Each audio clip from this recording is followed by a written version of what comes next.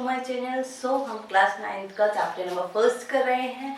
आज हम एक्सरसाइज 1.2 करेंगे। 1.1 तक हमने कंप्लीट कर लिया था, 2 इंट्रोडक्शन वीडियोस करी थी और एक एक्सरसाइज हमने 1.1 कंप्लीट करी थी। So let's start. सो हमारा जो फर्स्ट क्वेश्चन एक्सरसाइज 1.2 का वो क्या है, state whether the following statements are true और फॉल्स, जस्टिफाई योर आंसर।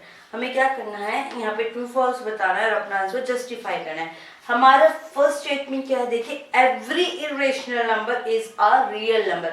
हमारे जो क्वेश्चन नंबर फर्स्ट की फर्स्ट स्टेटमेंट है वो क्या हमसे क्या डिमांड कर रही है, हमसे डिमांड कर रही है कि एवरी इरेशनल नंबर, जो सभी इरेशनल नंबर है वो रियल नंबर होंगे या नहीं होंगे।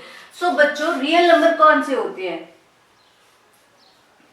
बेटा, रियल नंबर में रेशनल एंड इरेशनल दोनों आते हैं। सो हमारी फर्स्ट स्टेटमेंट क्या करें, सभी इरेशनल नंबर रियल होंगे। यस, सभी इरेशनल नंबर रियल होंगे। सो this statement is true. Clear. अब हमारी सेकेंड स्टेटमेंट क्या कह रही है, इसका रीजन मैंने बता दिया है, क्योंकि सभी इरेशनल नंबर रियल होते हैं। Every point on the number line, every point on the number line is of the form root m where m is a natural number। Number line के ऊपर जितने भी पॉइंट्स होते हैं वो रूट m की फॉर्म में होते हैं। क्या ये स्टेटमेंट सही है, जहां पे जो ये m है वो नेचुरल नंबर है। सो बच्चों ये स्टेटमेंट गलत है, बिकॉज देखिए नंबर लाइन पे क्या होता है, 0 1 2 -1 एंड -2। नंबर लाइन पे बेटे नेगेटिव एंड पॉजिटिव दोनों वैल्यूज होती हैं, बट जो रूट वाली वैल्यूज होती हैं, ये रूट m, ये कभी भी नेगेटिव नहीं हो सकता। इसे हम ये नहीं लिख सकते -2, ये नहीं लिख सकते -3। So this statement is false. Clear है, तो ये स्टेटमेंट फॉल्स है। अब हमारी जो थर्ड स्टेटमेंट है बेटा वो क्या है, थर्ड स्टेटमेंट कह रही every real number is an irrational number. क्या सभी रियल नंबर इरेशनल है? नहीं बेटा, रियल नंबर तो रेशनल भी होते हैं। अगर स्टेटमेंट हो कि सभी रेशनल रियल है या सभी इरेशनल रियल है तो ट्रू है स्टेटमेंट। बट ये क्या कह रहे हैं, ये कह रहे हैं कि जो सभी रियल नंबर्स हैं जितने भी, वो क्या है, इरेशनल है। So this statement is false. Got it. I hope आपको ये वाली स्टेटमेंट समझ आ गया होगा। क्वेश्चन नंबर फर्स्ट आपको समझ आया होगा। सो अब हम अगला क्वेश्चन रीड करते हैं। हमारा अगला क्वेश्चन क्या है, are the square roots of all positive integers irrational, are the square root of all positive integers irrational. सभी पॉजिटिव इंटीजर्स का जो स्क्वायर रूट है क्या वो इरेशनल है? सो चलिए चेक करते हैं। हमारे पॉजिटिव इंटीजर्स ले लेती हूँ मैं, 1 2 3 4 5 6 7 8 एंड सो ऑन 9। ठीक है, 9 ले लिया एंड सो ऑन। सो बेटा देखिए रेशनल और इरेशनल क्या होते हैं, रेशनल होते हैं जो p/q की फॉर्म में होते हैं, इरेशनल जो मोस्टली रूट की वैल्यू में होते हैं। सो देखिए यहां से मैं 1 लेती हूँ बेटे, 1 रूट 1। अगर मैं 1 का रूट करती हूँ तो मेरे पास वापस क्या आएगा, 1 आएगा, क्योंकि 1 का स्क्वायर 1 होता है। ये यहां से मैं 4 लेती हूँ, रूट 4।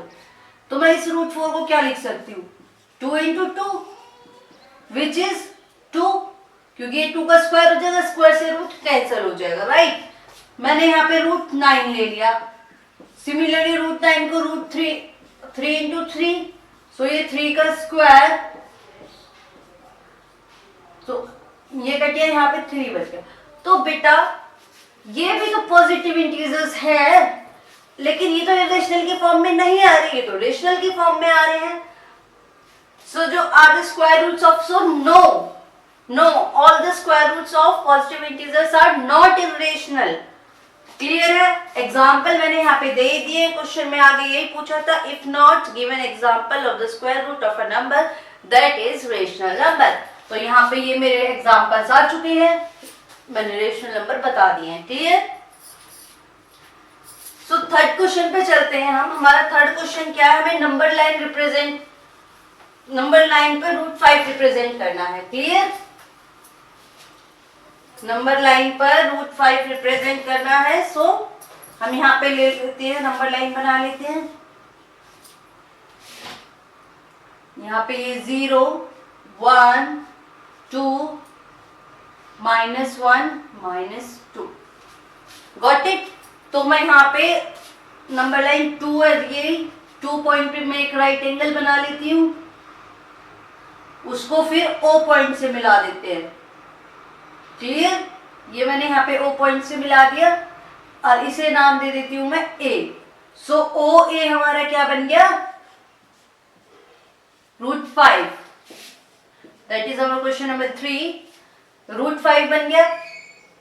सो अब हमें किसका यूज करना होगा, यहाँ पे कंपास का यूज करेंगे। कंपास का यूज करके O को A पे पुट करके यहां से एक आर्क बनाएंगे, this, and this arc is called, मैं इसे B नाम दे देती हूँ।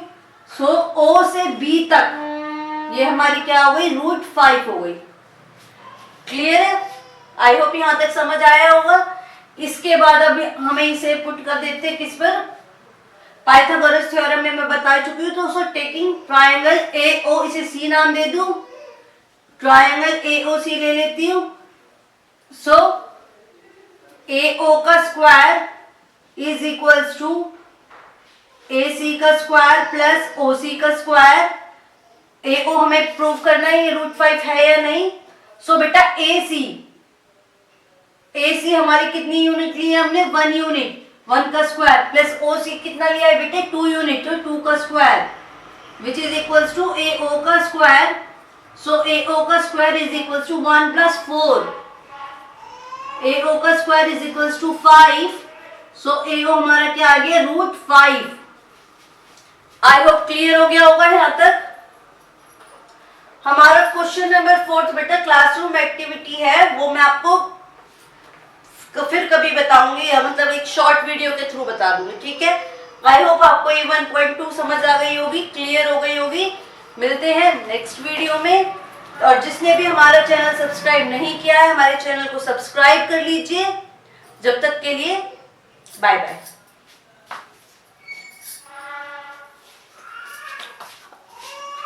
आई नन्नू।